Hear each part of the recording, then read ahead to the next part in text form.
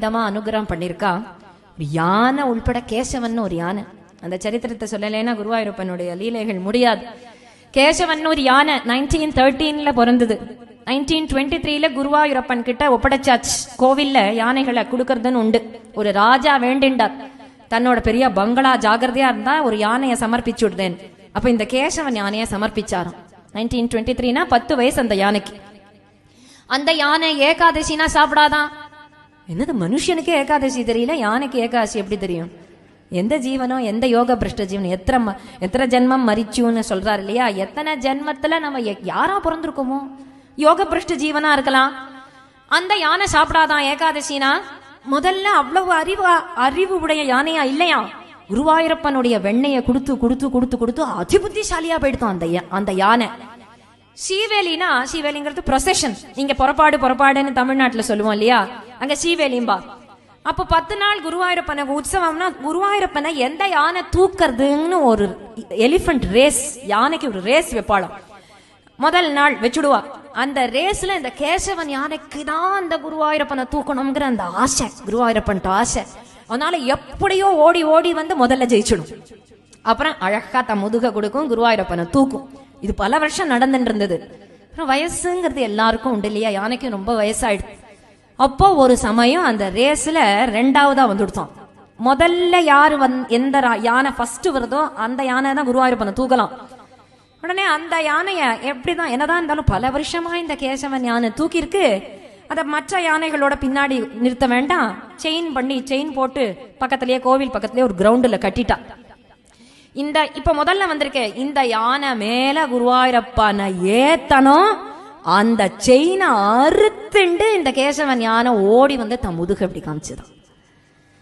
35 kilometre, அடுத்த வருஷம் 35 kilometre தாண்டி கட்டியிருந்தாலும், செயின் போட்டிருந்தாலும் 35 கிலோமீட்டரையும் தாண்டிட்டு அந்த செயினை அறுத்துண்டு ஓடி வந்து மறுபடியும் தன் முதுக காமிச்சுதான்.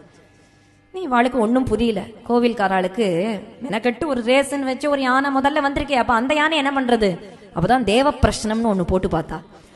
போடும்போது வந்துதான் பிரஷ்னம் போடும்போது இந்த கேசவன் யானை உயிரோட இருக்கிற வரைக்கும் குருவாயூரப்பனை கேசவன் யானை தான் தூக்கணும் அப்படின்னு அந்த பிரச்சனத்துல வந்தது.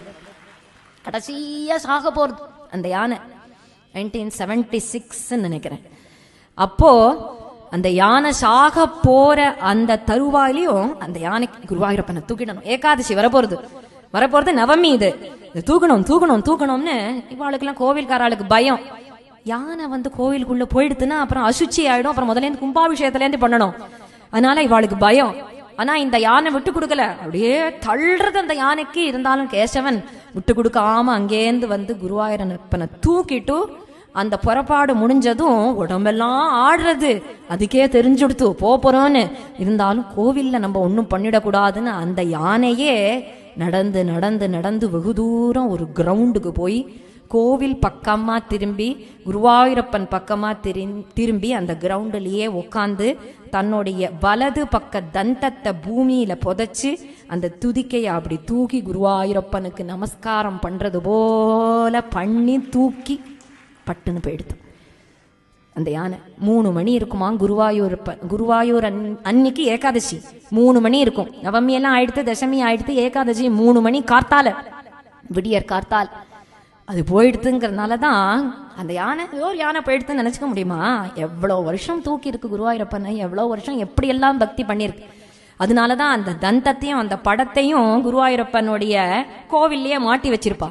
கேசவன் யானையோடைய படமும் தந்தமும். அது மட்டும் இல்ல, லைஃப் சைஸ் ஸ்டாச்சுவே அது எந்த இடத்துல போயிடுதோ அந்த இடத்துல லைஃப் சைஸ் ஸ்டாச்சு உண்டு.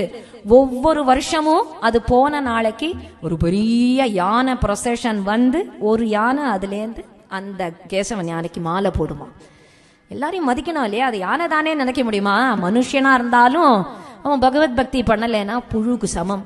புழுவா இருந்தாலும் பக்தி பண்ணிடுத்துனா அது வேட்சேம். அது போல எல்லா கதையும் கல்யாணத்தோட முடியும். ஸ்ரீரங்கம்னா ஆண்டாள் கல்யாணம், பிருந்தாவனம்னா மீரா, பண்டரிபுரம்னா ஜனாபாய்,